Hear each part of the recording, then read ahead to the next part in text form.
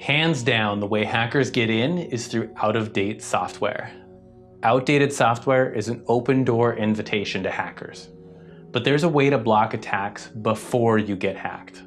I'm Ralph with the Department of Natural Resources, and today we're going to talk about software updates. A lot of what we touch every day runs on software.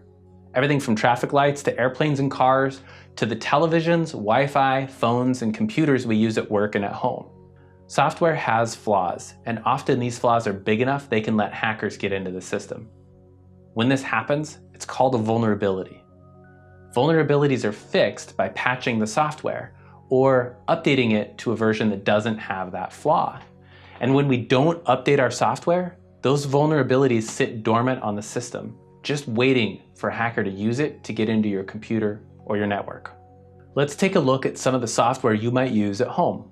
You might have a camera app on your laptop. Sure, it takes pictures. Not super exciting by itself, right?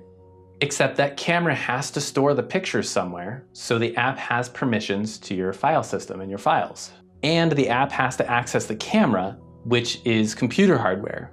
People don't tend to think about updating their camera programs because it's just a camera. This is the kind of thing that bad actors rely on in order to get into your system. And once they have access to your files and your hardware device, they can go sideways and get into your email, your banking apps, or even make the jump to the network. Apps like this can also access your photos, texts, emails, and even cloud storage like OneDrive or Box. If these apps aren't up to date, someone could get in and steal that private data. If you know anyone who suffered through an identity theft or ransomware, you get the idea. It's extremely painful to go through, and rebuilding it takes a big chunk of money and time. So what can we do? Well, for your home and personal software, turn on software updates. Set them to be automatic. From Windows, you can do this from the Start menu under Check for Updates. For Mac OS, click on Software Update under System Settings.